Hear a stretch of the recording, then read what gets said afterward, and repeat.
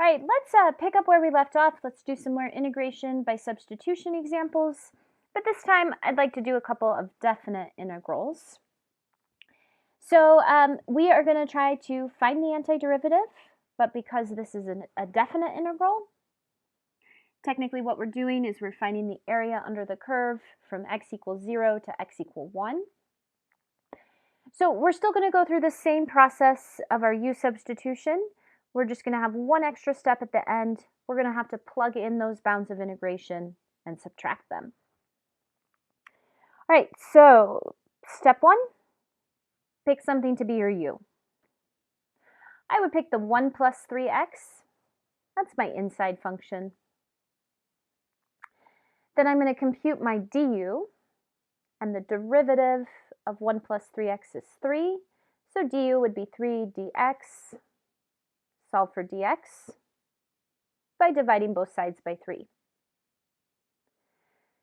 Now I'm going to plug things in and hope that I can get this integral in terms of u only. And I can. I get 1 over square root of u, du divided by 3. So there are no x's left. That's a good thing. That means I can integrate this.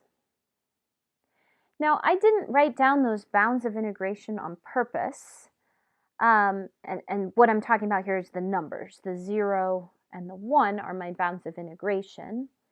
When I do a u substitution, I don't like writing the bounds down because the 0 and the 1 are x values. They're not u values. And so I don't want to accidentally plug them in too early. So I usually like to just not write them down until I get this in terms of x again. But you can write them down if you want. All right, so my integrals in terms of u, we can integrate this. I'm going to pull that 1/3 out front. 1 over square root of u is the same thing as u to the negative 1/2 because it's on the bottom. So antiderivative would be 1/3, add 1 to negative 1/2, and I get positive 1/2. 1/3 u to the 1/2 divided by 1/2 plus c. So that gives me 2/3. And then I'm going to change that u back to the 1 plus 3x. So 2/3, 1 plus 3x to the 1/2 plus c. That's my antiderivative. Although because this is a definite integral, I actually don't need the plus c. And so if you want to not write that down, that's perfectly fine. In fact, instead of the plus c, I'm going to be plugging in those bounds of integration to finish this problem. So we want to know what is the area under the curve from x equals 0 to x equals 1. All right, so I just made everything a little smaller so I had a little more room. So I'm going to plug 1 in for x. So 2/3, 1 plus 3 times 1 to the 1/2. And then I'm going to plug in 0 for x. And then I'm going to subtract them. I think I ended up getting 2/3 when I was done with all of this calculator work. All right, let's do one more definite integral. From 1 to 5, we are going to integrate x over square root of 2x minus 1. So the first thing we have to do is pick something to be the u. I would use 2x minus 1 because that's inside the square root. My du, the derivative of 2x minus 1 is 2. So my du is 2 dx. Solve for dx. I get du divided by 2. Let's plug that stuff into our integral. We get x divided by square root of u. And the dx, which I'm just noticing I forgot to write in the original problem. All right, you can tell I'm getting tired of making videos. There we go. There should have been a dx right there. So that dx turns into the du divided by 2. Now, we dealt with one kind of like this earlier where there's a problem. And the problem is that x that I have circled. I did the substitution, but the x's didn't disappear. Integration by substitution only works if you can get the x's to disappear. And so how did we deal with that in our previous example? Well, we took that equation for u and we solved it for x. So if u equals 2x minus 1, we can plus the 1. 2x is u plus 1. Divide by 2. So x would be u plus 1 divided by 2. I'm going to plug that in for x and then see if I can simplify and find the antiderivative. So this u plus 1 over 2, this part right here is my x. And then we had that divide by square root of u right here. This divide by square root of u, I wrote that as a 1 over u.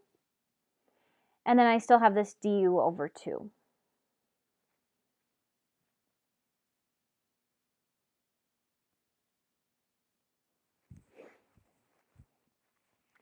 All right, the next thing I did is I decided to pull all the constants out front.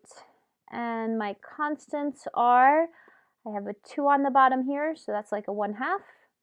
Another 2 on the bottom there, that's another 1/2. 2 times 2 is 4, so I'm left with a 4 on the bottom, or 1/4. So pulled the constants out front, and then I just copied down the u plus 1, and I changed the 1 over square root of u to a u to the negative 1/2.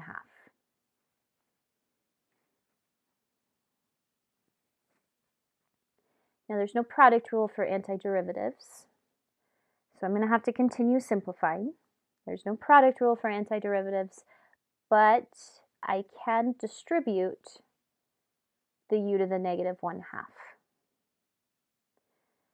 To multiply, we add the exponents. Okay, so u to the negative 1/2 times u to the 1. I added those exponents, that gave me this u to the positive 1/2. And then u to the negative 1/2 times 1 is right here, u to the negative 1/2. That 1/4, the constant is still in front. All right, finally, I think we are ready to integrate. So 1/4 stays there. Add 1 to the exponent, I get u to the 3/2 over 3/2.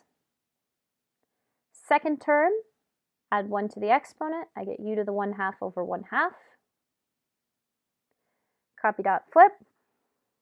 So the 1/4 stays there, and then I have a 2/3 u to the 3/2 plus 2 over 1 u to the 1/2 plus c. Now this is a definite integral. You don't actually need that plus c. I just have the habit of writing it down until I plug the numbers in, because I don't want to accidentally forget it in other problems. But you definitely don't need the plus c, because this is a definite integral and we're going to have to plug in those bounds of integration. However, those bounds of integration, the 1 and the 5, are x values. So I want to rewrite my antiderivative in terms of x, and then I'll try to plug them in. So just like when you're doing the indefinite integrals, when you're not plugging numbers in, we still want to write this in terms of x. So let's see, what did I do there? Oh, I distributed the 1/4. So 1/4 times 2/3 is 2/12 or 1/6. So I got 1/6, and then I replaced the u with 2x minus 1 to the 3/2. And then 1/4 times 2 is 2/4 or 1/2. So 1/2 2x minus 1 to the 1/2. I'm still tacking on that plus c, but I don't actually need it. In fact, because at this stage, now that this is finally in terms of x, I'm ready to plug in those bounds of integration. All right, so there's my plugging in work. So 1/6, I replaced the x with 5. And then the next term was the 1/2, 2x minus 1 to the 1/2. I replaced the x with 5. And then I took both of those terms, replaced the x's with 1s, and subtracted them. Feel free to put all this in your calculator if you want. I ended up just doing one term at a time. So that first term, 1/6, and then you get like a 9 to the 3/2. That ended up being 4.5 or 9/2. And then the second term, the 1/2, it turns into a 9 to the 1/2. That's 3/2. And then when you plug in the 1, you get a 1/6 times 1 to the 3/2, so minus 1/6. The last term was a minus 1/2, and that became 5.3 repeating, or 5 1/3. All right, so we can do both indefinite and definite integrals using this method of substitution. The process remains the same, with the only difference being that we have to plug the numbers in when we have definite integrals. All right, let's do one more example. Let's see if we can find the antiderivative of tangent x.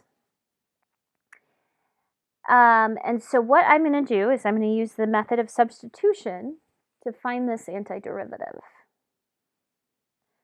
So I know tangent is the same thing as sine over cosine. And so I'm trying to integrate sine over cosine. I can use a u substitution to do this. Let's see what happens if we let u equal cosine x. What happens if we let u equal the denominator? Well, then our du, or the derivative of cosine x, would be negative sine x dx. We solve for dx by dividing both sides by negative sine x. Okay, so we let u equal the denominator, we computed the du, solved for dx, and now let's plug those things in and see if we can get the x's to disappear. And the x's do disappear because we end up with a sine x over u. Again, u is cosine x. The dx turns into a du over negative sine x. So the sine x's definitely cancel out, and you're just left with that negative, or negative 1. And you could even pull that out front of the integral. So we're left with negative 1 over u du. And this is something we can integrate. The antiderivative of 1 over u is natural log of absolute value of u. So I'm left with negative natural log of absolute value of u plus c. Finally, I rewrite my answer in terms of x. Negative natural log of absolute value of cosine x plus c is the antiderivative of tangent x. Now, if you are moving on to Calc 2, you will probably be finding lots of antiderivatives. You'll focus on that for maybe the first half of that semester, or first third of that semester. And I think it would be helpful to have this antiderivative memorized. You don't have to memorize it. You can use this method of u substitution to get the antiderivative, but it's much faster if you just remember what it is. Now, I'm just going to give you the antiderivatives of the other 4 trig functions. So we already have talked about the antiderivative of sine x. It's negative cosine x. And the antiderivative of cosine x is sine x. And so the first one on this list I just showed you, the antiderivative of tangent x is negative natural log of cosine x. You can get the antiderivative of cotangent x using a very similar technique. And you get natural log of sine x plus c. And then I have listed the antiderivative of secant and cosecant. I'm happy to derive those for anybody during office hours. I don't think I'm going to take the time to do that right now. I really think those antiderivatives are easiest if you just memorize them. So again, if you are moving on to Calc 2, it's probably a good idea to try to have all of your antiderivatives memorized. Just going to make things a lot easier when you're in that class. So one thing I notice about the trig antiderivatives is anytime your antiderivative has a co-function in the answer. So see how there's like a cosine right here, and these have the cosecants and the cotans. Anytime your trig antiderivative has a cofunction in it, the cos always go with negatives, and the non-cos go with positives. So that's kind of how I remember which ones are negative and which ones are positive. All right, that's it for this section. As always, let me know if you have any questions.